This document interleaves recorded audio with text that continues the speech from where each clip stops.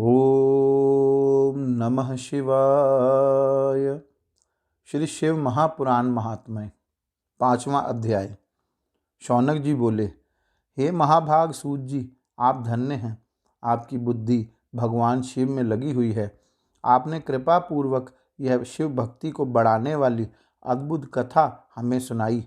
हे महामते, सद्गति प्राप्त करने के बाद वहाँ जाकर चंचला ने क्या किया और उसके पति का क्या हुआ, यह सब वृत्तांत विस्तार से हमें बताइए।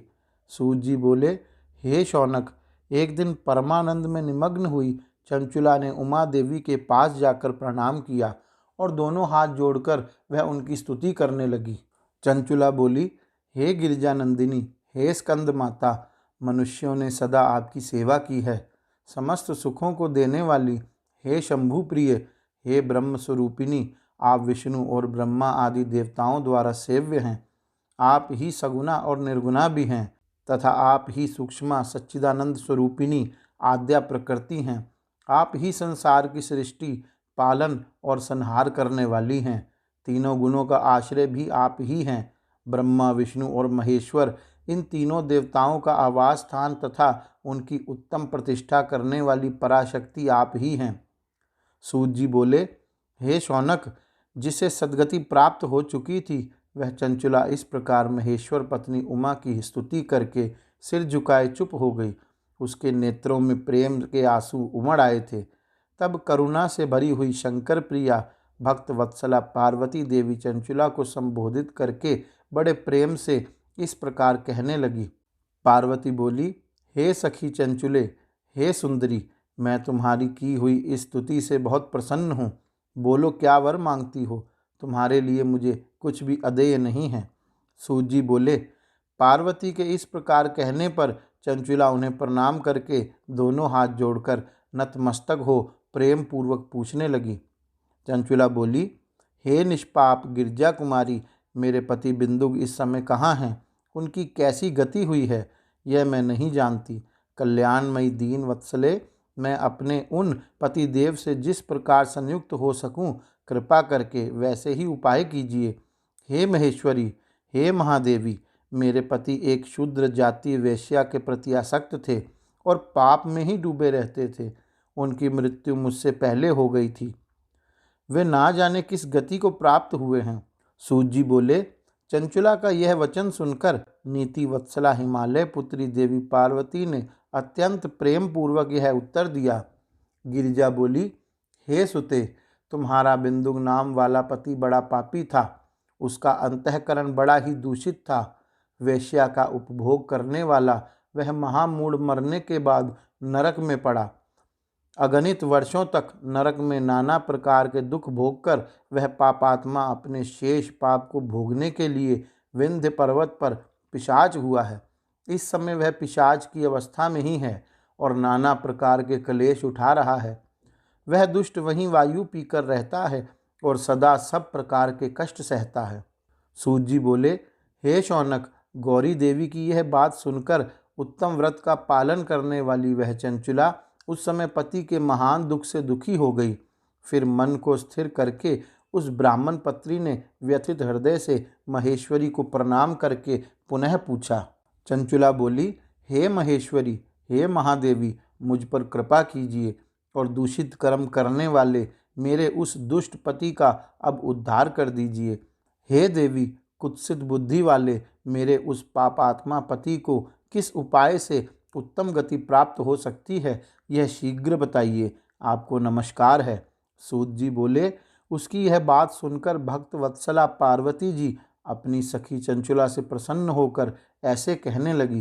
पार्वती जी बोली, तुम्हारा पति यदि शिव पुराण की पुण्यमयी उत्तम कथा सुने तो सारी दुर्गति को पार करके वह उत्तम गति का भागी हो सकता है। अमृत के समान मधुर अक्षरों से युक्त गौरी देवी का यह वचन आदर पूर्वक सुनकर चंचुला ने हाथ जोड़कर मस्तक झुकाकर उन्हें बारंबार प्रणाम किया और अपने पति के समस्त पापों की शुद्धि तथा उत्तम गति की प्राप्ति के लिए पार्वती देवी से यह प्रार्थना की कि मेरे पति को शिव पुराण सुनाने की व्यवस्था होनी चाहिए। सूत जी बोले, उस ब्राह्मण पत्नी के बारंबार प्रार्थना करने पर शिवप्रिया गौरी देवी को बड़ी दया आ गई। उन भक्त वत्सला महेश्वरी गिरिजा कुमारी ने भगवान शिव की उत्तम कीर्ति का गान करने वाले गंधर्वराज तुम्बुरु को बुलाकर उनसे प्रसन्नता पूर्वक इस प्रकार कहा। गिरिजा बोली, मेरे मन की बातों को जानकर मेरे अभिष्ट कार्यों को सिद्ध करने वाले तथा शिव में प्रीति रखने वाले हे तुम्बुरु, मैं तुमसे एक बात कहती हूँ, तुम्हारा कल्याण हो। तुम मेरी इस सखी के साथ शीघ्र ही विंध्य पर्वत पर जाओ। वहाँ एक महाघोर और भयानक पिशाच रहता है। उसका वृतांत तुम आरंभ से ही सुनो। मैं तुमसे प्रसन्नता पूर्वक सब कुछ बताती हूँ। पूर्व जन्म में वह पिशाच बिंदुक नामक ब्राह्मण था। वह मेरी इस सखी चंचुला का पति था, परंतु वह दुष्ट वैश्यागामी हो गया। स्नान संध्या आदि नित्य कर्म छोड़कर वह अपवित्र रहने लगा। क्रोध के कारण उसकी बुद्धि पर मूढ़ता छा गई थी। वह कर्तव्य अकर्तव्य का विवेक नहीं कर पाता था। अभक्ष्य भक्षण, सज्जनों से द्वेष और दूषित वस्तुओं का दान लेना, यही उसका स्वभाव कर्म बन गया था। वह अस्त्र शस्त्र लेकर हिंसा करता, बाएं हाथ से खाता, दीनों को सताता और क्रूरतापूर्वक पराए घरों में आग लगा देता था। वह चंडालों से प्रेम करता और प्रतिदिन वेश्या के संपर्क में रहता था। वह बड़ा दुष्ट था। उस पापी ने अपनी पत्नी का परित्याग कर दिया था और वह दुष्टों के संग में निरत रहता था। उसने वेश्या के कुसंग से अपने सारे पुण्य नष्ट कर लिए और धन के लोभ से अपनी पत्नी को निर्भय करके व्यभिचारिणी बना डाला। वह मृत्यु पर्यंत दुराचार में ही फंसा रहा। फिर समय आने पर उसकी मृत्यु हो गई। वह पापियों के भोग स्थान घोर यमपुर में गया और वहाँ बहुत से नरकों का भोग कर वह दुष्ट आत्मा उस समय विंध्य पर्वत पर पिशाच बना हुआ है। वहीं पर वह दुष्ट पिशाच अपने पापों का फल भोग रहा है। तुम उसके आगे यत्न पूर्वक शिव पुराण की उस दिव्य कथा का प्रवचन करो, जो परम पुण्यमयी तथा समस्त पापों का नाश करने वाली है। उत्तम शिव पुराण की कथा के श्रवण से उसका हृदय शीघ्र ही समस्त पापों से शुद्ध हो जाएगा और वह प्रेत योनि का परित्याग कर देगा। दुर्गति से मुक्त होने पर उस बिंदुक नामक पिशाच को मेरी आज्ञा से विमान पर बिठाकर तुम भगवान शिव के समीप ले आओ। सूत जी बोले, हे शौनक, महेश्वरी उमा के इस प्रकार आदेश देने पर गंधर्वराज तुम्बुरु मन ही मन बड़े प्रसन्न हुए और उन्होंने अपने भाग्य की सराहना की। तत्पश्चात उस पिशाच की सती साध्वी पत्नी चंचुला के साथ विमान पर बैठकर नारद के प्रिय मित्र तुम्बुरु वेगपूर्वक विंध्याचल पर्वत पर गए, जहाँ वह पिशाच रहता था। वहाँ उन्होंने उस पिशाच को देखा। उसका शरीर विशाल था और उसकी ठोडी बहुत बड़ी थी। वह कभी हंसता, कभी रोता और कभी उछलता था। उसकी आकृति बड़ी विकराल थी। भगवान शिव की उत्तम कीर्ति का गान करने वाले महाबली तुम्बुरु ने उस अत्यंत भयंकर पिशाच को बलपूर्वक पाशों द्वारा बांध लिया। तदंतर तुम्बुरु ने शिव पुराण की कथा बाँचने का निश्चय करके महोत्सव युक्त स्थान और मंडप आदि की रचना की। इतने में ही संपूर्ण लोकों में बड़े वेग से यह प्रचार हो गया कि देवी पार्वती की आज्ञा से एक पिशाच का उद्धार करने के उद्देश्य से शिव पुराण की उत्तम कथा सुनाने के लिए तुम्बुरु विंध्य पर्वत पर आए हैं। तब तो उस स्थान को सुनने के लोभ से बहुत से देवता और ऋषि शीघ्र ही वहां आ पहुंचे। आदर पूर्वक शिव पुराण सुनने के लिए आए हुए लोगों का उस पर्वत पर बड़ा अद्भुत और कल्याणकारी समाज जुट गया। तत्पश्चात तुम्बुरु ने उस पिशाच को पाशों से बांधकर आसन पर बिठाया और हाथ में वीणा लेकर गौरीपति की कथा का गान करना आरंभ किया। महात्म्य सहित पहली अर्थात प्रथम संहिता से लेकर 7वीं संहिता तक शिव पुराण की कथा का उन्होंने स्पष्ट वर्णन किया। 7 संहिताओं वाले शिव पुराण का आदर पूर्वक श्रवण करके वे सभी श्रोता पूर्णतः कृतार्थ हो गए। उस परम पुण्यमयी शिव पुराण को सुनकर उस पिशाच ने अपने सारे पापों को धोकर उस पैशाचिक शरीर को त्याग दिया। शीघ्र ही उसका रूप दिव्य हो गया। अंग कांति गौरव वर्ण की हो गई। शरीर पर श्वेत वस्त्र तथा सब प्रकार के पुरुषोचित आभूषण उसके अंगों को उद्भासित करने लगे।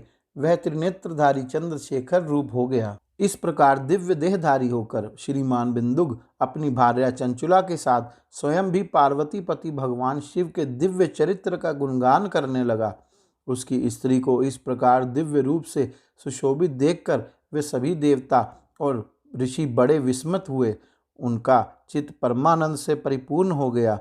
भगवान महेश्वर का वह अद्भुत चरित्र सुनकर वे सभी श्रोता परम कृतार्थ हो प्रेम पूर्वक श्री शिव का यशोगान करते हुए अपने अपने धाम को चले गए। दिव्य रूपधारी श्रीमान बिंदुक भी सुंदर विमान पर अपनी प्रियतमा के पास बैठकर सुखपूर्वक आकाश में स्थित हो परम शोभा पाने लगा। तदंतर महेश्वर के सुंदर एवं मनोहर गुणों का गान करता हुआ वह अपनी प्रियतमा तथा तुम्बुरु के साथ शीघ्र ही शिवधाम जा पहुंचा। वहां भगवान महेश्वर तथा पार्वती देवी ने प्रसन्नतापूर्वक बिंदुक का बड़ा सत्कार किया और उसे अपना गण बना लिया। उसकी पत्नी चंचुला पार्वती जी की सखी हो गई। उस घनीभूत ज्योति स्वरूप परमानंदमय सनातन धाम में अविचल निवास पाकर वे दोनों दंपति परम सुखी हो गए। यह उत्तम इतिहास मैंने आपको सुनाया, जो पापों का नाश करने वाला, उमा महेश्वर को आनंद देने वाला, अत्यंत पवित्र तथा उनमें भक्ति बढ़ाने वाला है। जो इसे भक्ति पूर्वक सुनता है अथवा एकाग्रचित्त होकर इसका पाठ करता है, वह अनेक सांसारिक सुखों को भोगकर अंत में मुक्ति प्राप्त करता है। गौरी शंकर भगवान की जय। ओम नमः शिवाय।